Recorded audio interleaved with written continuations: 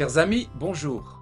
Nous vivons aujourd'hui des temps prophétiques et plus que jamais, la Bible demeure un repère. L'apôtre Pierre nous exhorte, prêtez attention à la parole prophétique comme à une lampe qui brille dans un lieu obscur. Israël est aujourd'hui au centre d'un conflit aux répercussions mondiales.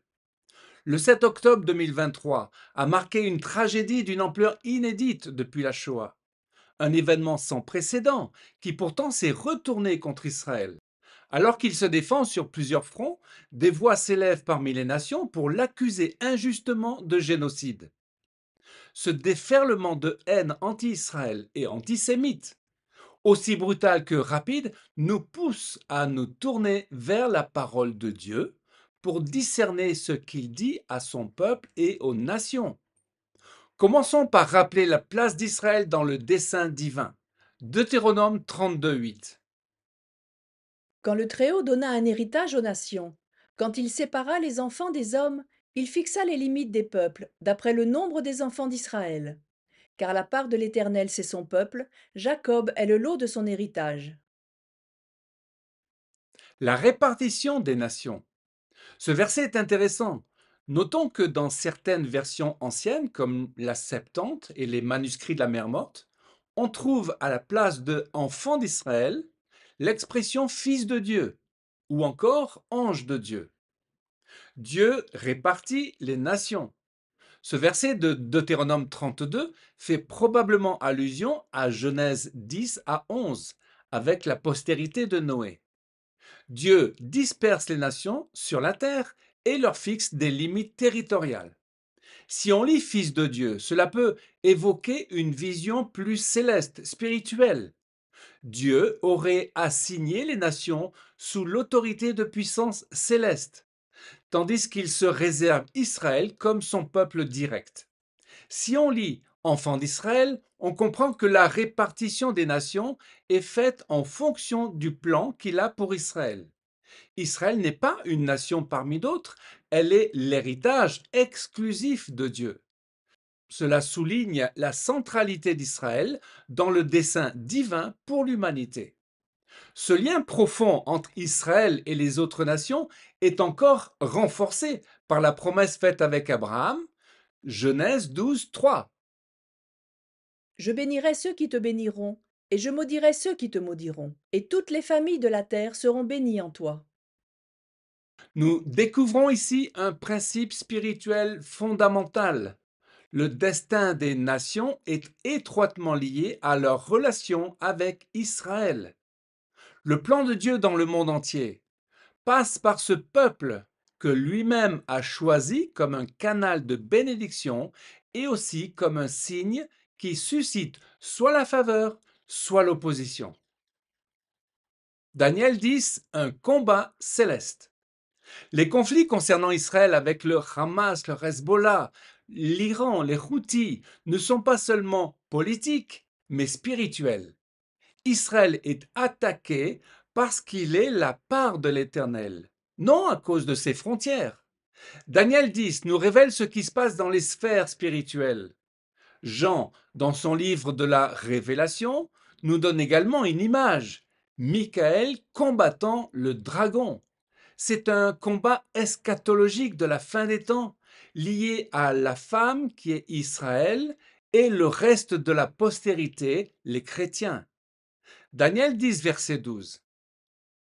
Il me dit, Daniel, ne crains rien, car dès le premier jour où tu as eu à cœur de comprendre et de t'humilier devant ton Dieu, tes paroles ont été entendues, et c'est à cause de tes paroles que je viens. Le chef du royaume de Perse m'a résisté 21 jours, mais voici, Michaël, l'un des principaux chefs, est venu à mon secours. Daniel a jeûné et prié intensément pendant 21 jours, sans recevoir de réponse immédiate. Et lorsque l'ange Gabriel arrive enfin, il explique que le combat dans les cieux a retardé son arrivée à cause de la résistance d'un prince spirituel hostile, le prince de Perse. Michael, le prince d'Israël, est alors intervenu pour débloquer la situation.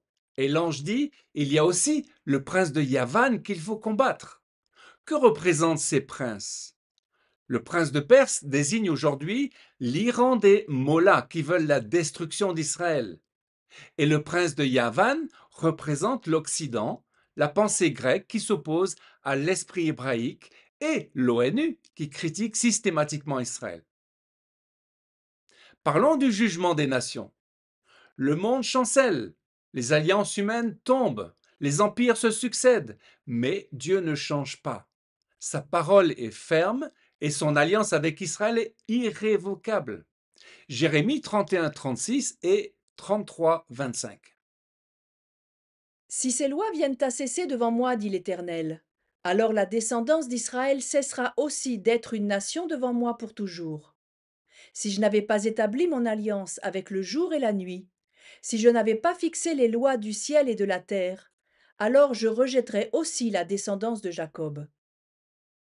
Voilà pourquoi les nations sont jugées selon leur position vis-à-vis d'Israël. Car attaquer Israël, c'est s'attaquer à l'alliance du Créateur lui-même, aux lois mêmes qui régissent l'univers. Ce n'est pas une question politique, c'est une question spirituelle, c'est un combat cosmique. Jésus lui-même l'annonce. Matthieu 25, versets 31 à 33. Lorsque le Fils de l'homme viendra dans sa gloire avec tous les anges, il s'assiera sur le trône de sa gloire. Toutes les nations seront assemblées devant lui. Il séparera les uns d'avec les autres, comme le berger sépare les brebis d'avec les boucs. Et il mettra les brebis à sa droite et les boucs à sa gauche. Dans cette parabole, nous comprenons quel est le critère définissant les justes. Ils font du bien au plus petit de ses frères, qui désigne, selon le contexte de la fin des temps, le peuple juif. Et ceux qui auront mal agi envers eux seront maudits. Priez pour nos autorités. Alors comment pouvons-nous prier pour notre pays? Daniel a intercédé pour son peuple et son pays, sans chercher à nommer ou identifier les anges ou princes invisibles. Et ce n'est qu'après sa prière qu'un ange est venu lui révéler qu'un combat invisible était en cours. Il nous est demandé de prier pour nos gouvernants et pour la paix. 1 Timothée 2:1. Je recommande donc avant tout de faire des prières, des supplications, des requêtes, des actions de grâce pour tous les hommes, pour les rois et pour tous ceux qui sont élevés en dignité, afin que nous menions une vie paisible et tranquille, en toute piété et honnêteté. Jésus n'a pas prié contre César. Il a simplement dit, rendez à César les choses qui sont à César et à Dieu celles qui sont à Dieu. Il nous est parfois donné de discerner les puissances spirituelles derrière une nation ou une époque. Et aujourd'hui, nous pouvons penser que le prince de Yavan et le prince de Perse sont à l'œuvre. Mais la Bible ne demande pas de le savoir. Elle commande de se tenir à la brèche, sur la brèche, et de bénir même nos ennemis. À plus forte raison, notre propre nation. À l'époque de Paul, les autorités étaient païennes, souvent injustes, hostiles à la foi. Et pourtant, l'Esprit appelait à prier pour elles. Cela veut dire, premièrement, plaider pour leur salut, deuxièmement, demander que Dieu leur accorde sagesse et crainte de lui, et troisièmement, intercéder pour que le mal spirituel derrière certains choix politiques soit neutralisé, même sans connaître précisément le prince ou l'entité spirituelle en jeu. Chers amis, tenons-nous à la brèche pour nos nations afin qu'elles bénissent Israël.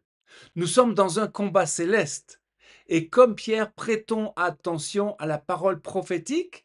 Comme Daniel, ayons conscience des plans divins pour la rédemption d'Israël et des nations. Prenons part à la bataille céleste. Amen. Chers amis, à une prochaine fois pour une nouvelle vidéo en direct de Jérusalem.